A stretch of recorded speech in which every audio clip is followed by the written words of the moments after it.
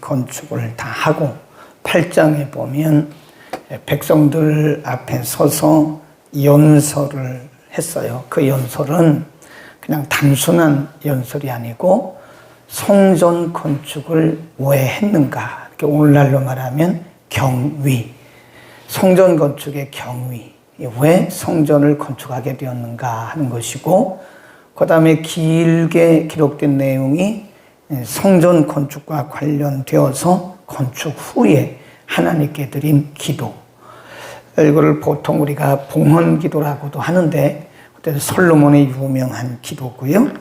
그리고 어제 우리가 상관대로 솔로몬이 백성들을 축복을 하고 또 백성들이 왕을 축복하고 해서 서로 축복함으로써 마지막 절에 보면 기쁨과 즐거움이 넘쳤더라 그랬어요. 그래서 하나님께서 하나님의 일을 하는 자들에게 주시는 보상이 있는데 그게 뭐냐? 세상이 줄 수 없는 기쁨과 즐거움이 있더라. 한번 다시 보실까요?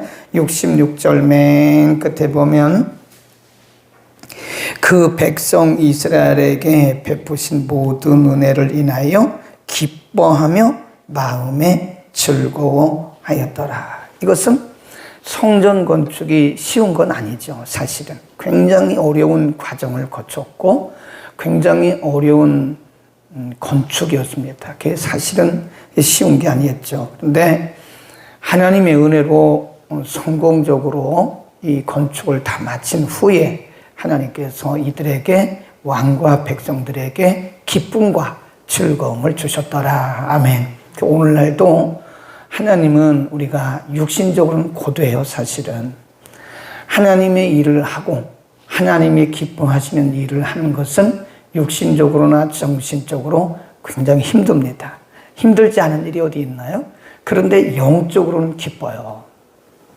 영적으로 하나님께서 즐거움과 기쁨을 주신다. 그게 보상입니다. 네. 그 다음에 오늘 본문에 보면 하나님께서 솔로몬에게 나타나셨어요. 그러니까 8장을 전제로 하셔야 됩니다. 이 9장은 8장을 전제로 해서 연설했죠. 기도했죠. 축복했죠. 봉헌기도했죠. 끝난 거예요, 이제. 그리고 나서 하나님께서 솔로몬에게 기브온에서 나타나셨어요. 1절, 솔로몬이 여호와의 전과 왕궁 건축하기를 마치매 자기의 무릇 이루기를 원하던 것 다 마친 후에 여호와께서 전에, 거기 줄 보세요. 전에 3장 4절이라고 써놓아요. 3장 4절. 3장 4절. 여호와께서 전에 기브온에서 나타나신 것 같이 다시, 거기다 줄권하세요. 다시 솔로몬에게 나타나셨다. 3장으로 한번 다시 갈까요? 3장 4절에 보면 이때는 솔로몬이 이제 왕이 돼가지고 왕정 초기죠. 4절 때 왕이 제사하러 기브온으로 가니 거기는 산당이 큽니다. 솔로몬이 그 단에 1000번제를 드렸더니 기브온에서 밤에 여호와께서 솔로몬의 꿈에 나타나시니라. 하나님이 이르시되 내가 내게 무엇을 줄고 구하라. 그리고 꿈이었어요. 환상이었어요. 그때 솔로몬이 뭐라고 대답하죠? 하나님, 저는 아이라 이 왕권을 주셨어도 왕직을 수행하기 어렵습니다. 저에게 지혜를 주십시오. 그랬더니 하나님 뭐라고 그래요? 그의 구한 그 모든 말들이 하나님의 마음에 맞은지라. 내가 너에게 지혜도 줄 것이고 그 외에 부귀와 영화도 줄 것이다. 그때 왕정 초기에 하나님이 솔로몬을 시험하기 위해서 나타나신 거예요. 내가 너에게 뭘 줄까? 왕정 초기에 솔로몬의 중심을 달아보신 겁니다. 하나님은 우리를 늘 달아보신다고 그랬잖아요. 이것을 너에게 맡겨도 될 것인가 말 것인가? 이 복을 내가 너에게 줘도 될 것인가 말 것인가를 하나님이 달아보시는 거예요. 중심을 달아보시는 거예요. 근데 솔로몬이 지혜를 구함으로 하나님의 마음에 맞았다고 그랬잖아요. 그리고 나서 일이 쭉 진행되다가 성전 건축을 했어요. 그리고 다 완공까지 했어요. 그리고 하나님이 나타나신 거예요. 두 번째 나타나셨다. 이런 것을 보면요, 하나님께서 솔로몬의 왕정 초기 시작부터 시작해서 성전 건축하는 이 과정 모두를 다 보고 계신 거예요. 보고 계셨던 거예요. 오늘도 마찬가지인 것 같아요. 하나님이 우리의 일거수일투족을 다 살피고 계세요. 다. 네, 우리의 생각도 말도, 우리가 말하지 않은 것지만 우리의 마음속에 있는 생각도 하나님이 다 살피고 계세요. 이런 것을 보면 참 우리가 하나님 앞에 정결해야 되고 경건해야 되고 바르게 살아야 된다. 근데 그게 뭐냐? 코람데오예요. 코람데오. 코람이란 말은 앞에, 데오, 하나님, 하나님의 면전에서. 우리의 조상들은요, 항상 코람데오의 신앙으로 살았어요. 누가 나를 어떻게 보느냐, 물론 이것도 중요하지만 그게 중요한 게 아니라고요. 사람들이 나에 대해서 뭐라고 말하느냐, 그것도 그렇게 중요한 게 아니에요. 하나님이 나를 어떻게 보시느냐, 이게 중요한 겁니다. 어쩌면 반대일 수 있어요. 사람들은 나를 칭찬하는데 어쩌면 하나님 보시기에 아니라고 말씀할 수 있어요. 사람들은 나를 다 안 좋게 얘기하는데 하나님은 내가 옳다라고 말씀하실 수 있어요.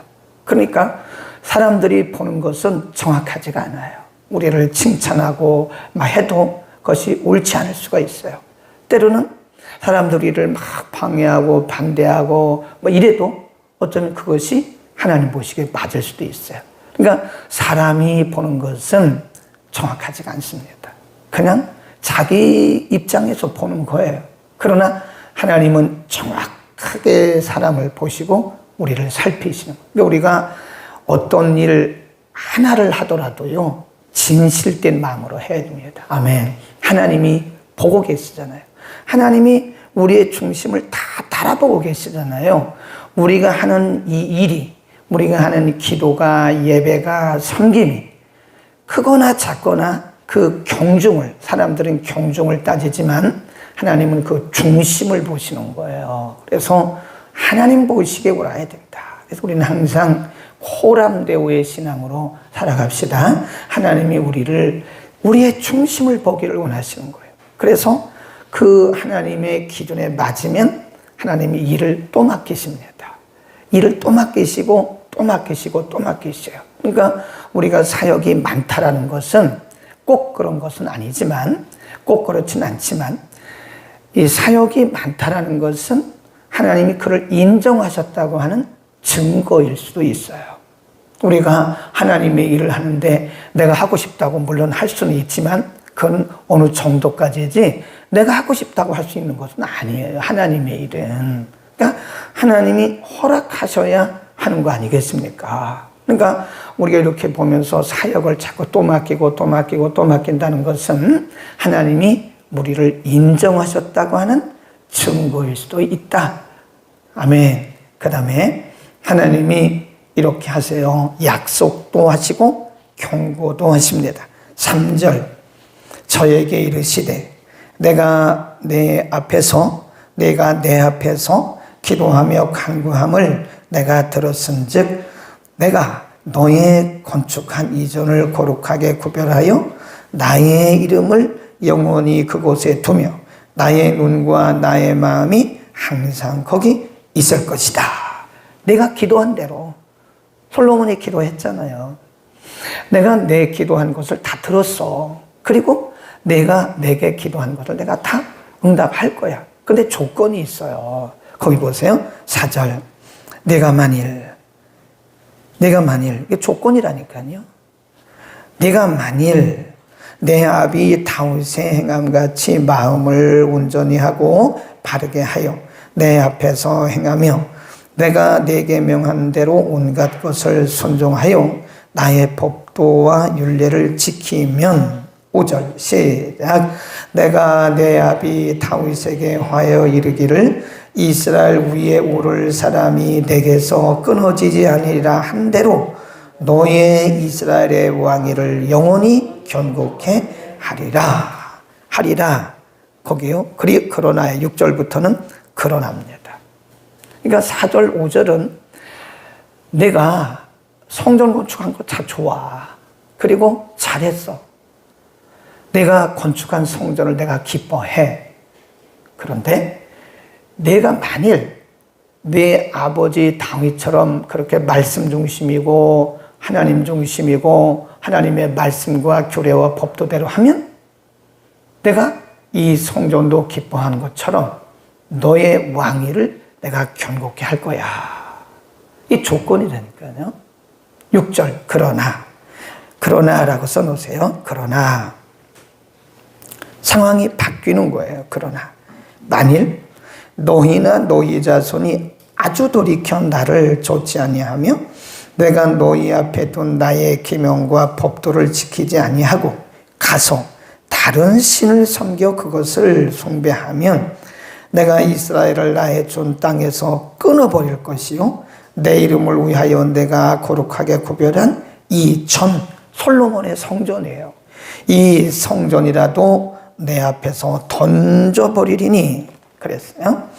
9절 이 성전이 높을지라도 무릇 그리로 지나가는 자가 놀라며 비웃어 가로되 여호와께서 무슨 까닭으로 이 땅과 이 전이 이같이 행하셨는고 하면 9절 시작 대답하기를 저희가 자기 열조를 애굽 땅에서 인도하여 내신 자기 하나님 여호와를 버리고 다른 신에게 부종하여 그를 숭배하여 섬김으로 여호와께서 이 모든 재앙을 저희에게 내리심이라 하리라.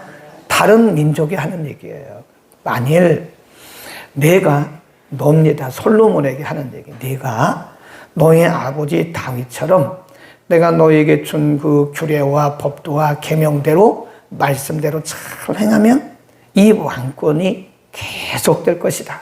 그러나 만일 내가 이 계명을 버리고 떠나서 그리고 너의 백성이 나를 떠나서 다른 신을 섬기고 이 말씀에 순종하지 아니하면 내가 이전을 헐어버릴 거야. 내가 이렇게 7년 동안 아름다운 성전을 지었지만 웅장하지만 내가 이 성전을 헐어버릴 거야. 그리고 너희를 흩어버릴 거야. 사람들이 말하기를 이 사람들이 성전 건축하고 이 사람들이 하나님의 축복받은 백성들인데 왜 이렇게 됐대요? 이렇게 물어보면 사람들이 하는 얘기가 이 사람들은 하나님을 섬기는 사람들이었는데 하나님을 떠나서 우상을 숭배하다가 이렇게 됐대? 라고 비방거리가 됐다는 거예요. 그러니까 4절 5절은요. 성전 건축한 이후에 잘하면 그것이 영예가 된다는 영예. 그러나 성전을 건축했어도 말씀을 떠나고 중심이 변하면 그것이 수치가 된다는 거예요. 수치. 하나님의 말씀이에요. 그러니까 여기서 우리가 깨달을 수 있는 것이 방심하지 말라는 거예요. 저는 그런 분들을 참 많이 봤습니다. 열심히 수고해서 열심히 일어났어요. 그런데 그 일을 딱 이뤄놓고 나서부터 사람이 마음이 바뀌더라고요. 그러면 그때부터 흔들리는 거예요. 하나님은 다 보고 계신다고 그랬잖아요. 뭘 보고 계세요? 우리의 중심을 달아보고 계세요. 네가 그래도 마음이 변했냐 안 변했냐 그 중심을 우리의 마음의 중심을 달아보고 계시는 거예요. 물론 인간이 어떻게 마음이 100% 똑같겠습니까? 초지일관하게 처음부터 끝까지 마음이 똑같은 사람이 어디 있겠어요? 저를 포함해서 사람이 바뀔 수 있죠. 그러나 그 오르내림이 폭이 크다는 것은 우리가 변질됐다는 거예요. 우리가 변화되는 건 좋은 거예요. 말씀과 성령 안에서 우리가 변화되는 것은 거룩하게 하나님 중심으로 변화되는 것은 참 좋은 일입니다. 그런데 변질되는 것은 반드시 우리가 부끄러움을 당해요. 사람들이 그러잖아요. 그 사람 왜 그래? 그거 변질된 거예요. 좋게 변화되면 사람들이 우리를 존경하죠.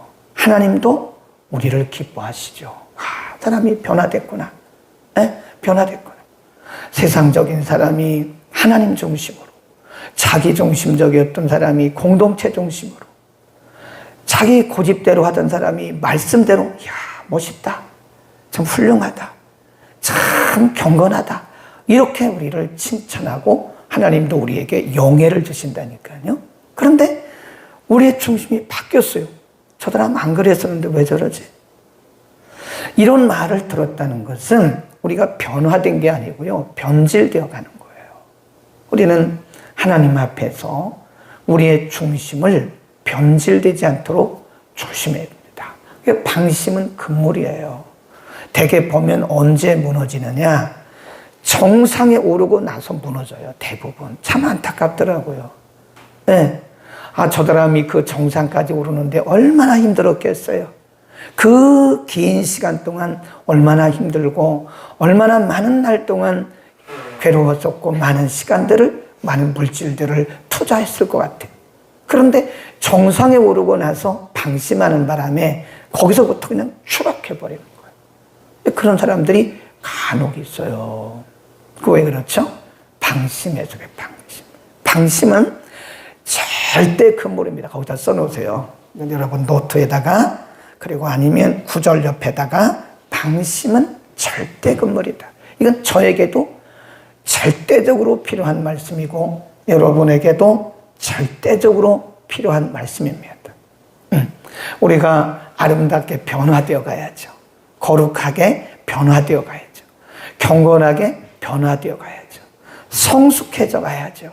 그런데 우리가 어떤 일을 이뤄놓고 방심하다가 변질돼 버리면 하나님도 굉장히 마음이 참 괴로우실 겁니다. 사울이 그 아닙니까? 사울 왕이 이스라엘의 초대 왕입니다. 하나님이 이스라엘의 첫 번째 왕을 아무나 세우시겠어요? 왕이 되는 것은 우연이 아니에요. 그 과정이 어찌됐든 간에 하나님께서 사울을 이스라엘의 첫 번째 왕으로 세우신 것은 하나님의 특별한 은혜입니다. 이게 사울 왕도요, 하나님이 중간중간에 테스트 하셨어요. 네, 테스트 하셨어요. 아말렉을 쳐라. 하나님께서 아말렉을 치라고 말씀하시면서 방법을 가르쳐 주셨거든요. 하나님이 그걸 보시는 거예요. 이 사울이라는 사람이 내가 가르쳐 준 대로 하나하나 보자. 자기 생각대로, 자기 경험대로, 자기 뜻대로 하나, 내가 가르쳐 준 대로 하나 보자 하고 하나님이 이렇게 주목하셨던 거예요. 그랬더니 사울이 웬걸 자기 방식대로 하는 거예요. 자기 방식대로. 하나님이 가르쳐 주신 대로 해야 되잖아요. 근데 자기 방식대로 하는 거예요. 그러니까 하나님이 그를 왕 삼으신 것을 후회하셨어요. 물론 사울이 현직 왕입니다. 40년 동안 왕으로 있었어요. 근데 하나님은 이미 초창기에 그를 떠나셨어요. 떠나셨다고요. 얼마나 참 슬픈 일이고 얼마나 불행한 일입니까? 하나님이 사울에게 왕을 세우시고 왕권을 맡기시고 나서 내가 사울을 왕 삼은 것을 후회한다. 예수님이 12명의 제자를 부르셨어요? 아무나 부르셨겠어요? 예수님이 12명의 제자를 부르실 때는 예수님의 필요에 따라서 예수님이 부르셨습니다. 근데 가룟 유다는 나중에 그 안에 마귀가 들어가요. 예수님의 제자였던 가룟 유다에게 요한복음 13장에 보면 예수를 팔려는 생각을 마귀가 그 마음속에 집어넣었다 그랬어요.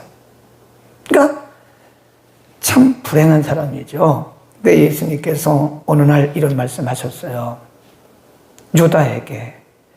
유다를 꼭 집어하신 말씀이에요. 그러나 유다는 자기를 가리킨 말인지 잘 모르죠. 잘 모릅니다. 사람들이 자기에게 한 말씀인데 잘 몰라요. 나는 하나님이 정하신 대로 가는 거야. 나는 하나님이 정하신 대로 고난을 받고 십자가를 지는 거야. 그러나 너는 차라리 태어나지 않았는 것이 훨씬 좋을 뻔했어. 너에게 좋을 뻔했어. 그게 뭐죠? 가룟 유다를 보면서 예수님이 안타까워하신 거예요. 하나님이 저를 보시고 말씀하실 김 목사야, 참 내가 너를 목사로 세운 게 참 잘했다. 보기 좋다. 이렇게 말씀하셔야지 하나님이 어느 날 저에게 말씀하시길, 야, 참 내가 너를 목사로 세운 게 후회스럽다. 너는 차라리 이 세상에 태어나지 않는 것이 나을 뻔했어. 이렇게 말씀하신다면 제가 뭐 10,000명 목회를 한들 그게 무슨 행복이겠습니까? 5,000명 목회를 한들 그게 무슨 행복이겠습니까? 불행이죠. 하나님이 우리에게 주신 말씀이 절대 방심은 금물이에요. 업적이 중요한 게 아니에요, 여러분. 이런 일들은요, 누가 해도 다 할 수 있습니다. 뭐 제가 해야 되는 건 아니에요. 누구나 다 할 수 있어요. 하나님이 누구에게든지 맡기시면 할 수 있게 하시기 때문에 누가 맡아도 다 합니다. 네, 꼭 제가 해야 되는 건 아닙니다. 근데 중요한 것은 하나님이 저의 뭘 보기를 원하시냐면 업적이 아니에요. 하나님이 보기를 원하시는 것은 저의 중심입니다. 내가 그래도 나를 향한 그 중심이 변치 않았니? 하나님 그렇습니다.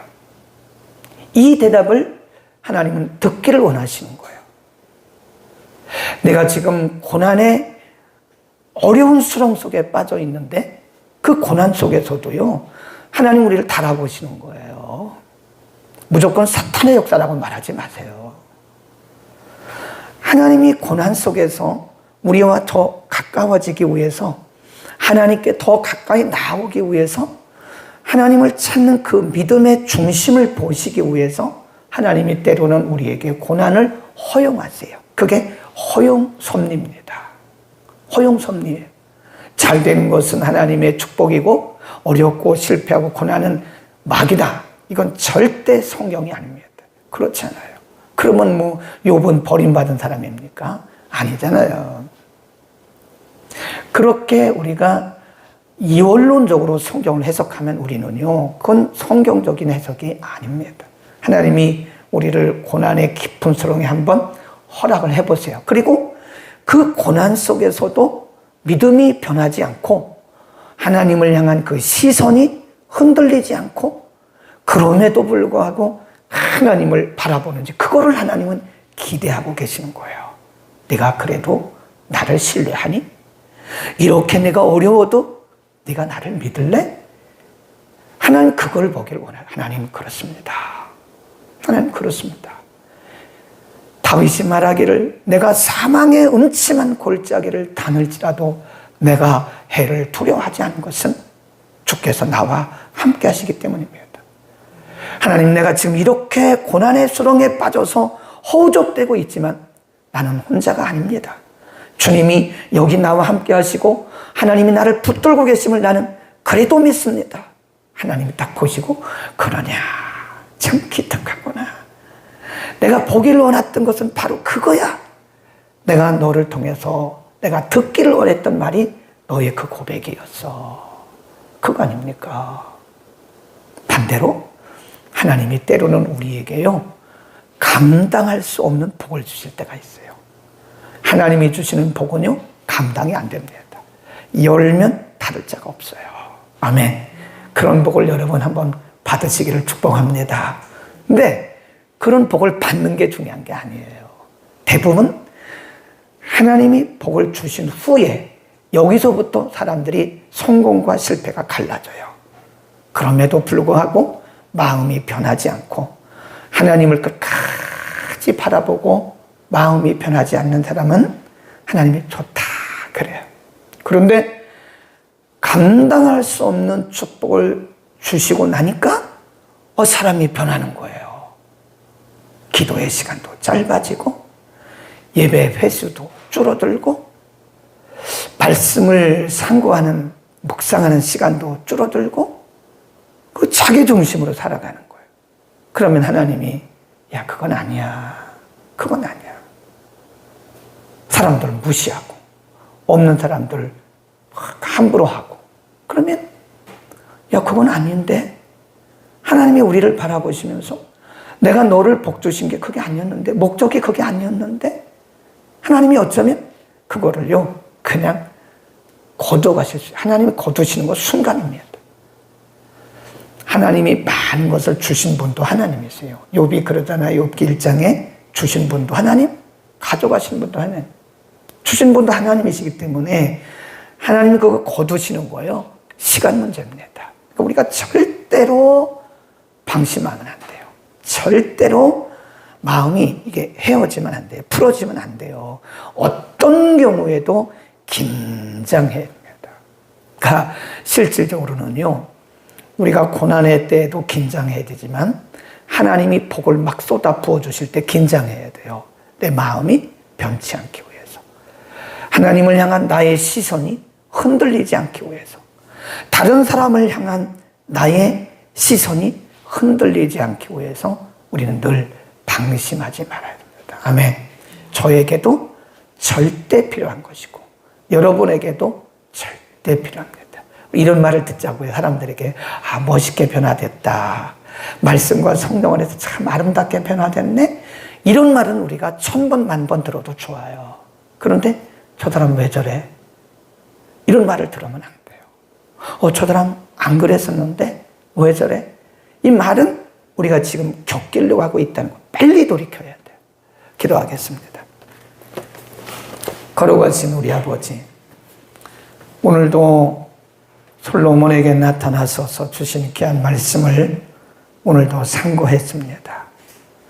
솔로몬의 왕정 초기에 기브온에서 나타나셔서 말씀하셨던 그 하나님이 모든 사역을 마친 후에 다시 기브온에 나타나신 것은 하나님이 처음부터 끝까지 솔로몬의 일거수일투족을 살펴보고 계셨다는 사실을 우리에게 증거해 주십니다. 하나님, 언제나 우리가 코람데오의 신앙으로 살게 하옵소서. 우리의 매 순간순간마다 우리의 심령을 살피시고 우리의 모든 행위를 살피시고 우리의 중심을 살피고 계심을 믿어서 우리가 아름답게 성숙되고 아름답게 변화될지언정 하나님 앞에서나 사람 앞에서나 변했다고 좋지 않게 변했다는 소리를 듣지 않도록 우리가 방심하지 않도록 은혜를 베풀어 주옵소서. 아무리 큰 일을 이루었을지라도 이루신 분은 하나님이십니다. 내가 한 것이 아니고 하나님이 하신 것이므로 우리의 모습은 감추시고 오직 하나님의 영광만 드러나게 하옵소서. 우리 모두가 평생 방심하지 않고 주님 바라보고 승리하도록 우리 모두에게 은혜를 베풀어 주옵소서. 예수 그리스도의 이름으로 기도드립니다.